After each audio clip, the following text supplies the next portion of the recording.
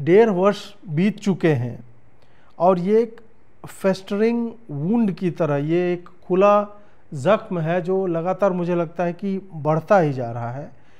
इस क्राइसिस का कुछ समाधान है? आपको क्या लगता है कि 1.5 वर्ष के बाद भी हम इस स्थिति में क्यों हैं? आपकी पहली प्रतिक्रिया।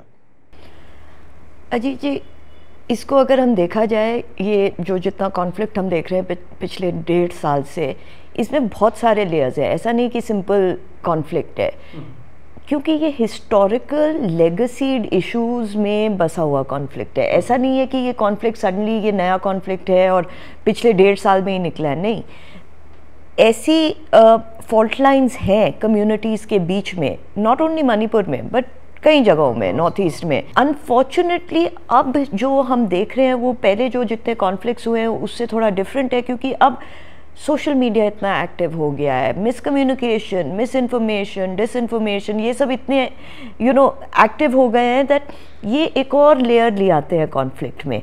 अब ये कॉन्फ्लिक्ट्स तो पहले भी हुई थी अजीत जी, ऐसा नहीं है ये पहली बार ही हुआ है। कुकी नागा कॉन्फ्लिक्ट तो 9 साल चला था मणिपुर में, जब तक उसका कुछ समाधान निकला था। और ऐसा नहीं कि कोई सोल्यूशन ऐसे निकल सकता है, वो over a period of time D escalation होता है। इन सब चीज़ों पे एक ओपिनियन दे सकते हैं, इन्फॉर्म्ड ओपिनियन भी हो सकता है, प्रतिक्रिया तक दे सकते हैं।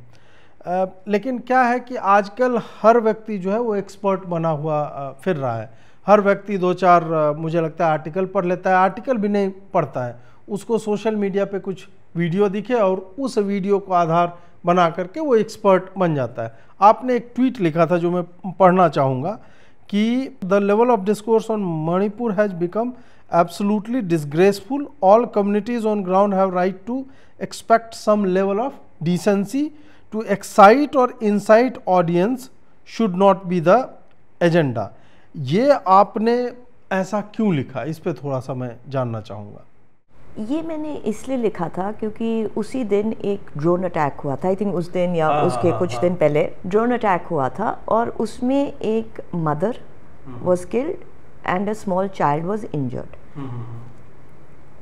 जो ऑपोजिट कम्युनिटी वाले हैं, उनके जो अनऑफिशियल स्पोक्स पर्सन कहिए या उनके सपोर्टर्स कहिए, उनने ट्वीट, ये ड्रोन अटैक को देख के उनने ट्वीट डालने चालू किए थे कहते हुए कि oh now the war has really begun, you no.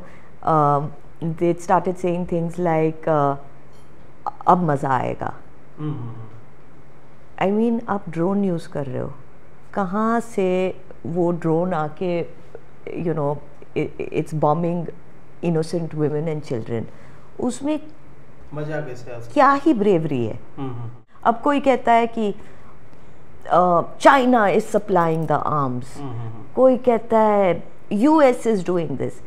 उनसे आप second question, follow up question पूछो, how? I will change my name if they can explain it. थोड़ा सा मतलब मुख्य विषय पे आते हैं। हमने ग्राउंड्स जो है वो लोगों को समझा दिया। स्पेसिफिकली मणिपुर की अभी वाली समस्या की जड़ में जो शेड्यूल ट्राइब के स्टेटस की बात है वो है, प्लस मैतेई कम्युनिटी है, एंड उसके बाद फिर there are lot of communities जिनको संभवतः कुकी कहा जाता है। कुकी कोई कम्युनिटी का नाम है नहीं। Exactly. तो ये प्रॉब्लम जो है ये इससे पहले शांति थी थोड़ा बहुत, जैसे 32 ऑर्गेनाइजेशंस थे, उनके साथ बैठ कर के अमित शाह या राजनाथ सिंह के टाइम में वो समझौते हुए थे, वो सब हुआ था और हमें लग रहा था कि ये ड्रग एडिक्शन, फिर लुक ईस्ट पॉलिसी जो सरकार की रही है, तो ब्रिजेज बने, इंफ्रास्ट्रक्चर बना, एयरपोर्ट्स बने, सब कुछ धीरे धीरे अपने एक पेस से हो रहा था जो कि पहले के पेस से कई गुना अधिक था। हमें लग रहा था कि सब कुछ सेटल है, एंड सडनली एक ऐसे जगह में अचानक से ये बम फटने लगते हैं, सोफिस्टिकेटेड वेपनरी का यूज होने लगता है और फिर मंदिर जलाए जा रहे हैं। मुझे लगता है थाउजेंड्स या लैक्स में लोग डिस्प्लेस हुए हैं। तो ये थोड़ा सा बताइए, मैतेई वाला हो गया, एसटी वाला हो गया, इन सब की जड़ में क्या है? देखिए, मणिपुर और त्रिपुरा दोनों किंगडम्स थे। उनने मर्जर एग्रीमेंट इंडिया के साथ साइन किया। अब उनने आधे में तो साइन नहीं किया ना कि हमारा आधा स्टेट आपका है, the whole of Manipur merged with India. तो एंड उस टाइम पे हिस्टोरिकली भी मैती किंग होते थे जिनने साइन भी किया। तो as a result Manipur as a state का एक टेरिटोरियल इंटेग्रिटी है।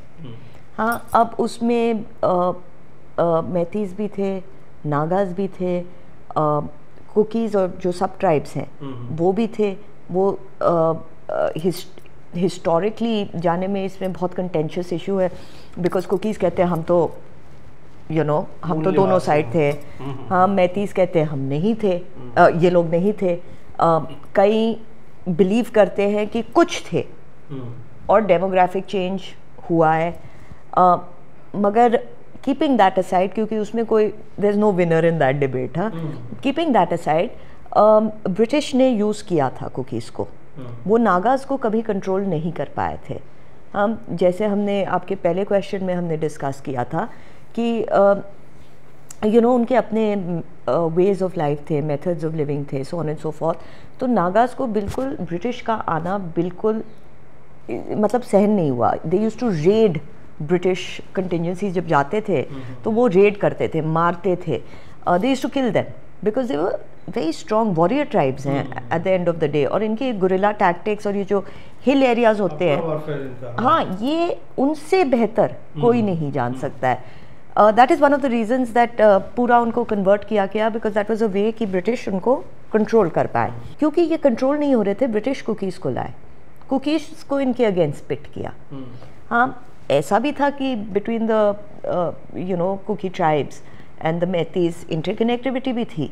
अब आप बाजू बाजू में रह रहे हो तो ऐसा तो नहीं होएगा कि constantly in a state of conflict रह रहे हो।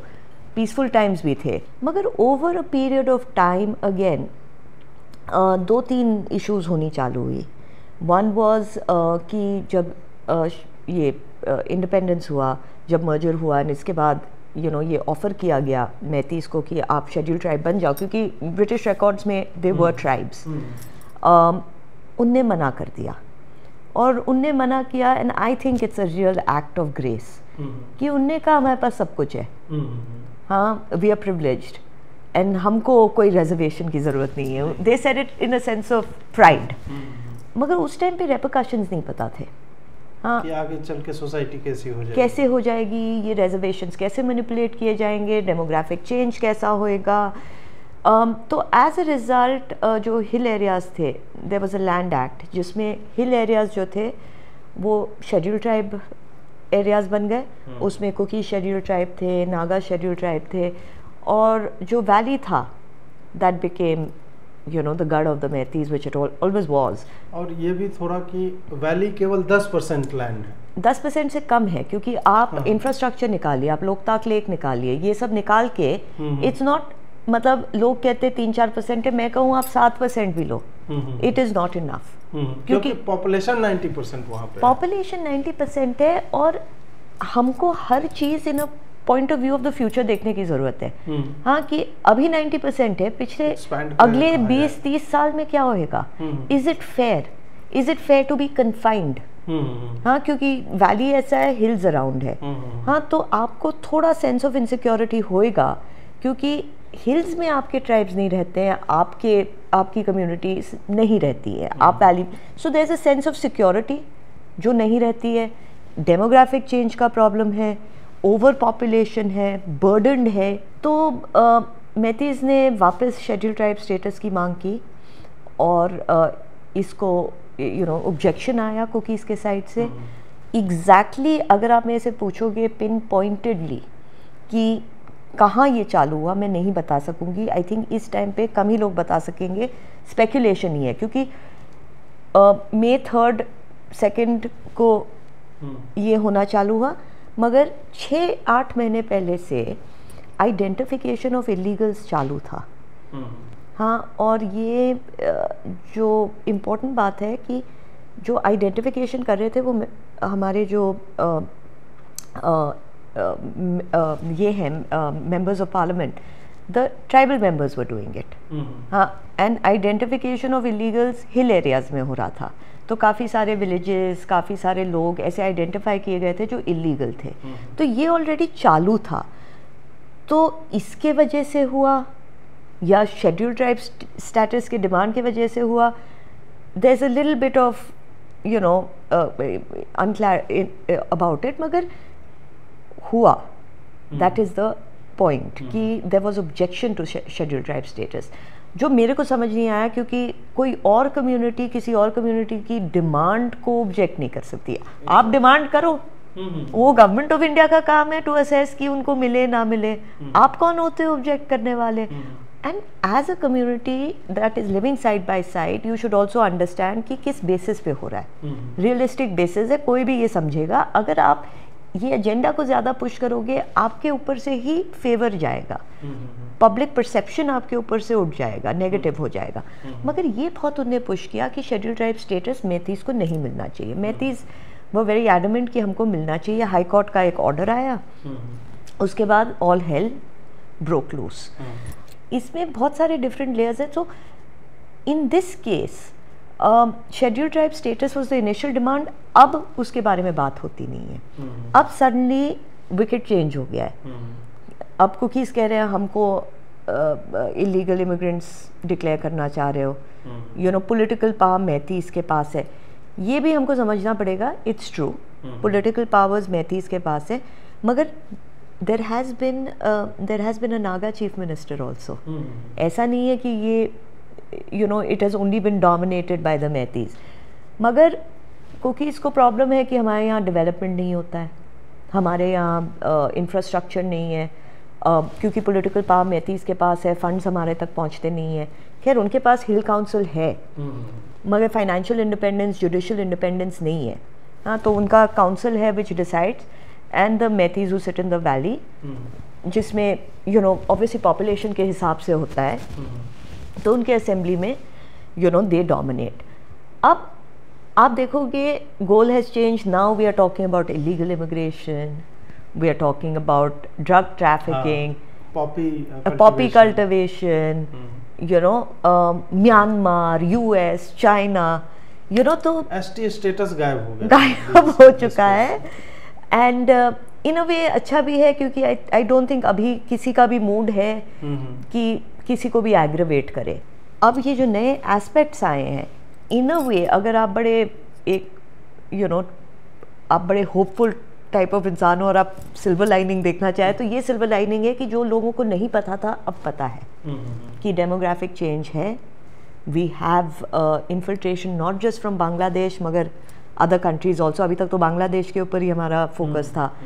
And the fact that weaponry, sophisticated weapons, insurgents, drug trafficking, ये सब का कनेक्शन क्या है, ये हमारे दिमाग में अब क्लियर हो चुका है। So I think that is the silver lining.